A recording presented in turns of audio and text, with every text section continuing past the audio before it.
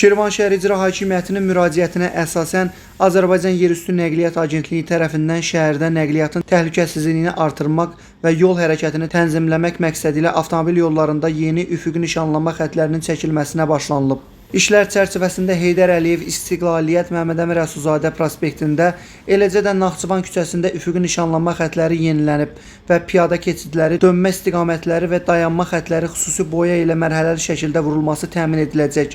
Hazırda digər küçələrdə də işlər davam etdirilir. Görülən tədbirlər nəticəsində şəhər yollarında nəqliyyatın axınının nizamlanması, piyada və sürücülərin hərəkətinin daha da təhlükəsiz şəkildə təmin olunması gözlənilir. Qeyd edək ki, Şirvan şəhərində yol infrastrukturu ilə bağlı abadlıq və yenidən qurma işləri mərhələli şəkildə davam etdiriləcək. Mir Sahib Rahiloğlu, Muğam TV, Şirvan.